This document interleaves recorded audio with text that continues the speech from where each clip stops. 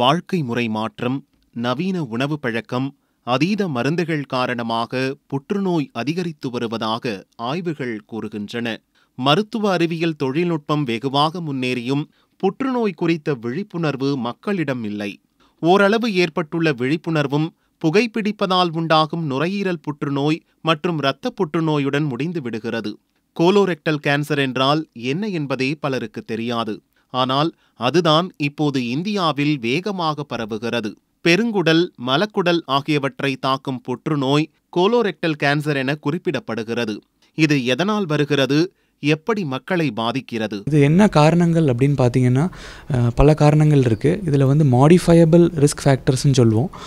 இது என்னென்னா, ஒன்று புகைப்பிடித்தல், ரெண்டாவது அதிகமான அளவு குடிப்பழக்கம் இருக்கிறவங்க, மூணாவது ரொம்ப ஓவர் வெயிட், அதிகமாக வெயிட் இருக்கிறவங்களுக்கு இந்த மாதிரி கேன்சர்ஸ் அதிகமாக வரலாம்.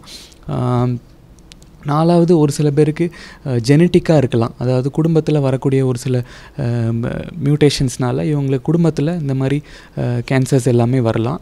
இது என்ன சிம்டம்ஸ்ன்னு கேட்டிங்கன்னா, யூஸ்வலாக மோஷன் போகிற டைம் பிளட்டு வரலாம். இது ஒரு காமன் சிம்டம். ரெண்டாவது ஒரு சில பேருக்கு அதிகமான லூஸ் மோஷன் இருக்கலாம், இல்லை மலச்சிக்கல் இருக்கலாம். மூணாவது வெயிட் கம்மியாகிக்கிட்டே போகலாம். நாலாவது பசி கம்மியாக இருக்கலாம். இந்த மாதிரி சிம்டம்ஸில் தான், இந்த மாதிரி தொந்தரவு தான் இந்த கேன்சருக்கு வரும். இதுக்கு ஸ்க்ரீனிங் ப்ரொசீஜர்னு அவைலபிள் இருக்குது. ஸோ 50 வயசு மேலே உள்ளவங்க கொலனோஸ்கோப்பி அப்படின்னு ஒரு டெஸ்ட் இருக்குது. இது 10 வருஷத்துக்கு ஒருக்க 50லேருந்து 75 வயசு இருக்கிறவங்க பண்ணிக்கலாம். இது இல்லாமல் நம்ம வருஷம் ஸ்டூல் ஒக்கல்ட் பிளட்டுன்னு சொல்லுவோம். மோஷனில் நமக்கு எதுவும் பிளட் இருக்கான்னு பார்க்கக்கூடிய ஒரு டெஸ்ட்டு பண்ணிக்கலாம்.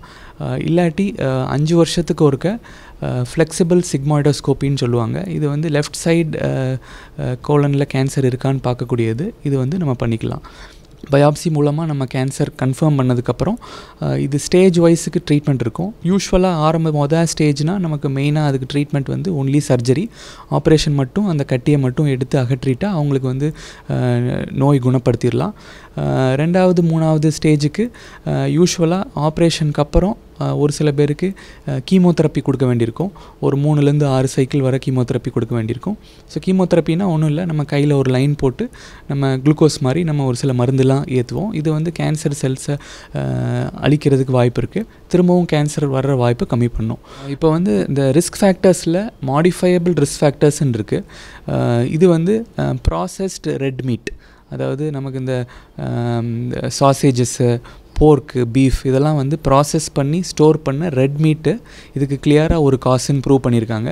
ஏனைய பல புற்றுநோய்களைப் போலவே இந்த கேன்சரையும் வாழ்க்கை முறையில் செய்து கொள்ளும் சின்ன மாற்றங்கள் மூலமாக தடுக்கலாம் என்கின்றனர். இதுபோல மேலும் பல செய்திகளோட அப்டேட்ஸுக்கு தினமலர் யூடியூப் சேனலை சப்ஸ்கிரைப் பண்ணுங்க. பக்கத்துல ஒரு பெல் பட்டன் இருக்கும், அதையும் கிளிக் அப்படின்னு பிரஸ் பண்ணிட்டு Facebook, Twitter, Instagram போன்ற சமூக வலைதளங்களையும் எங்களை ஃபாலோ பண்ணுங்க.